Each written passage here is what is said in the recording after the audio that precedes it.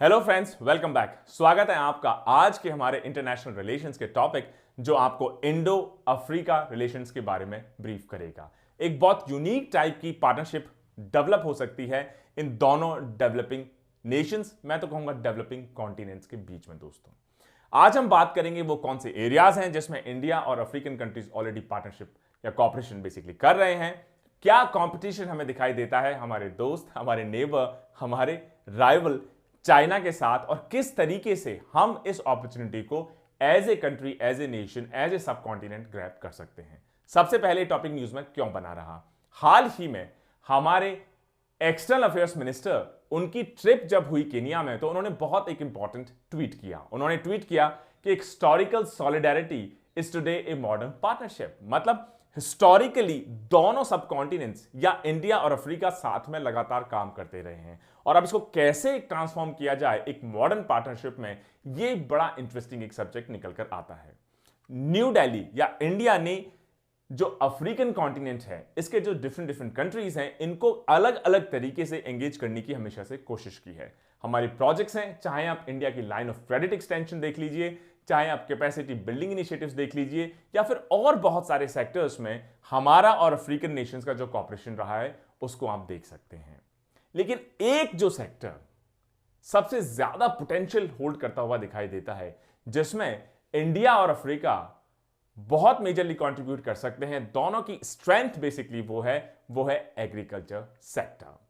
और ऐसा नहीं है कि इस सेक्टर में हमारे दोस्त, हमारे राइवल चाइना से हमको थ्रेट नहीं है, लेकिन वो सारी कंडीशंस एग्जिस्ट करती हैं कि इंडो अफ्रीकन रिलेशंस को आगे ले जाने के लिए एग्रीकल्चर पार्टनरशिप एक मेजर व्हीकल हो सकता है। ऐसा क्यों है, समझने की कोशिश करते हैं। इंडिया एक बहुत बड़ा इंपोर्टर है फ्रूट्स का, नट्स का, ग्रेन्स का, पल्सेस का, और एक लार्ज क्वांटिटी हम बेसिकली इंपोर्ट करते हैं अफ्रीकन कॉन्टिनेंट से। और ये एग्रीकल्चर जो सेक्टर है अफ्रीका का, अगर आप देख लें इसको, तो अफ्रीका की जो 65% है, या मैं कहूंगा अफ्रीका नहीं, वर्ल्ड की जो 65% अनकल्टिवेटेड एरिएबल लैंड है, जिसमें रफली 60% से भी ज्यादा वर्कफोर्स एम्प्लॉयड है, और सब सहारन अफ्रीकन जीडीपी को 20% से ज्यादा कंट्रीब्यूट करते हैं, ये है अफ्रीका के इकोनॉमी या अफ्रीका की एग्रीकल्चर। और जब African continental free trade area agreement sign हो जाएगा, तो उससे जो कॉस्ट कंपेटिटिवनेस है अफ्रीकन एग्रीकल्चर प्रोडक्ट्स की, वो और भी ज्यादा हो जाएगी। और जो पोस्ट पैंडेमिक वर्ल्ड है, इसमें क्या क्या रिसोर्सेज को चैनलाइज किया जा सकता है, किस एक एरिया से दूसरे एरिया में, किस कंट्री की क्या डिमांड है, किसकी क्या स्ट्रेंथ है, कहां पे रिलेटिवली कंपेटिटिव है प्रोडक्ट को प्रोड्यूस करना, इसमें एग्रीकल्चर एक बहुत फिट सेक्टर दिखाई देता है इंडो अफ्रीकन रिलेशनशिप्स को और भी ज्यादा मजबूत करने में। बहुत सारा अनएक्सप्लोर्ड पोटेंशियल है, और इस वजह से ये global food security, business prospect, उसके अलावा बहुत सारे क्रेडिबल ऑल्टरनेटिव्स, जिससे जो चाइनीज स्टेक होल्डर्स या चाइनीज बेसिकली गवर्नमेंट या चाइनीज कंपनीज की ग्रिप अफ्रीका के ऊपर बनती जा रही है, उसको भी इंडिया रिप्लेस या एक ऑल्टरनेटिव के रूप में इमर्ज हो सकता है। चाइना का क्या एंगेजमेंट होगा अफ्रीकन कंट्रीज में, थोड़ा इसको भी समझने की कोशिश करते हैं। आज की अगर हम बात देखें तो चाइना अफ्रीका के लार्जेस्ट ट्रेडिंग पार्टनर्स में से है, साथ ही साथ अफ्रीका का सबसे बड़ा क्रेडिटर है। मतलब बहुत सारे अफ्रीकन कंट्रीज चाइना से पैसा बेसिकली बोरो करते हैं, कैश बोरो करते हैं, लोन बोरो करते हैं।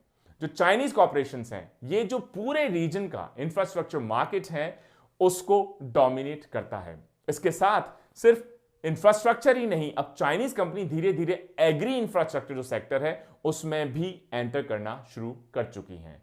और ये सारी चीजें इंपॉर्टेंट समझी जाती हैं जो चाइना का ग्लोबल एस्पिरेशन है कि पूरे वर्ल्ड को कैसे डोमिनेट किया जाए, मोनोपोली स्टैब्लिश की जाए, अपने एम्पायर को कैसे दूसरे कॉन्टिनेंट्स तक बढ़ाया जाए। जो बीजिंग एंगेजमेंट है अफ्रीकन एग्रीकल्चर के साथ, उसको अगर हम नजरअंदाज कर दें तो ये इंडिया ही नहीं, पूरे इंडियन सब कॉन्टिनेंट या वर्ल्ड के लिए एक बहुत वाइज चीज नहीं होगी। क्योंकि अफ्रीका के नेचुरल रिसोर्सेज आप देख लीजिए, अफ्रीका के अनटैप्ड मार्केट देख लीजिए, साथ ही साथ जो वन चाइना पॉलिसी को सपोर्ट है पूरे अफ्रीकन सब कॉन्टिनेंट, इसकी वजह से चाइनीज एंगेजमेंट की एक बहुत बड़ी प्रायोरिटी है कि किस तरीके से अफ्रीका में अपनी प्रेजेंस को और बनाएं और ज्यादा डोमिनेंट पोजीशन पे वहां पहुंच पाएं। यहां पे अगर आप अफ्रीकन कंट्रीज में देख लेंगे तो चाइनीज बिल्ट इंडस्ट्रियल पार्क्स, बहुत बड़े बड़े इकोनॉमिक जोन्स, उसके अलावा low cost labour intensive manufacturing units जो चाइना से रिलोकेट हो रही हैं ताकि वो इंडिया जैसे कंट्रीज में ना रिलोकेट हो, उसके बजाय अफ्रीका में उनको रिलोकेट करने की कोशिश लगातार चाइना करता रहा है, ये चाइनीज कॉर्पोरेशंस करती रही हैं।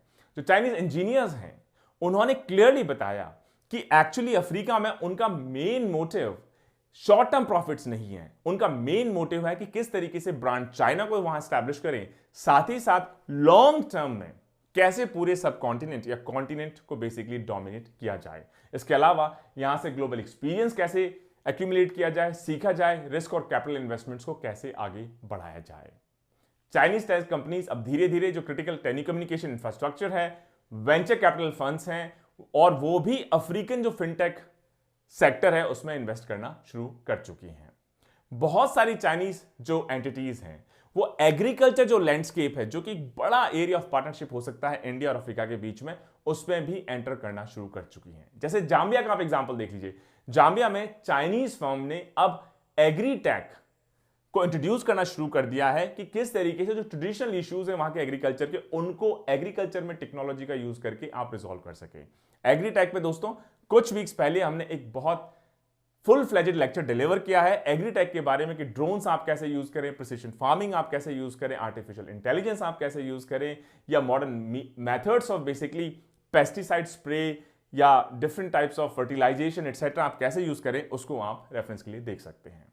और ये चाइनीज फर्म्स अब जाम्बिया में ड्रोन टेक्नोलॉजी यूज कर रही हैं कि फॉल आर्मीवॉर्म इन्फेस्टेशन जो वहां पे जो क्रॉप को डैमेज करता है उसको किस तरीके से एग्रीकल्चर टेक्नोलॉजी, एग्रीटेक सेक्टर को इंट्रोड्यूस करवा के उसको कंट्रोल किया जाए। इसके अलावा चाइनीज फर्म्स ने वहां पर 20 से भी ज्यादा एग्रीकल्चरल टेक्नोलॉजी डेमोन्स्ट्रेशन सेंटर्स, जिनको ATDS भी कहा जाता है, उनको स्टैब्लिश किया है। उनका पर्पस है कि जो नई क्रॉप वैरायटीज हैं, जिनका क्रॉप यील्ड या जिनकी पैदावार बेटर हो, उनको किस तरीके से अफ्रीकन सब कॉन्टिनेंट में डेवलप किया जाए।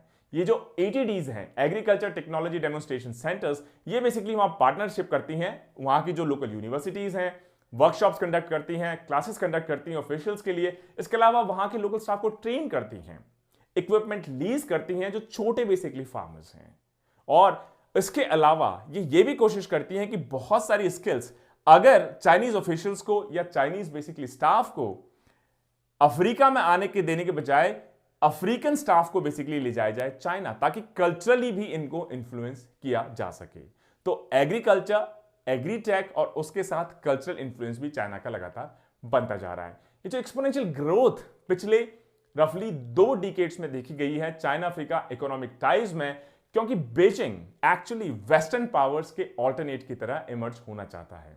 साथ ही साथ अपना जो एरिया ऑफ इन्फ्लुएंस है वो सिर्फ एशिया ही नहीं बाकी बेसिकली कॉन्टिनेंट्स में भी लगातार स्प्रेड करने की कोशिश में है। और जैसा हमने लेक्चर अपना पिछला दिया, BRI इनिशिएटिव या बेल्ट एंड रोड इनिशिएटिव या one belt one road initiative या स्ट्रिंग ऑफ पर्ल्स, जिसके थ्रू अलग अलग नेवल बेसिस बना के इंडिया को घेरने की कोशिश कर रहा है लगातार, उसी का ये भी एक पार्ट है। लेकिन क्या इतना सिंपल रिलेशनशिप है, सब कुछ रोजी है चाइना अफ्रीका रिलेशनशिप में? नहीं, ये जो रिलेशनशिप है ये धीरे धीरे बाकी कंट्रीज की तरह और ज्यादा कॉम्प्लेक्स होता जा रहा है, जिसमें इंसुलर डेसोपेरा, लोपसाइडेड बेसिकली ट्रेड, मतलब कि चाइना सिर्फ एक्सपोर्ट करता है, बहुत कुछ ज्यादा इंपोर्ट नहीं करता है अफ्रीकन कंट्रीज से। उसके अलावा डेट बहुत तेजी से बढ़ रही है।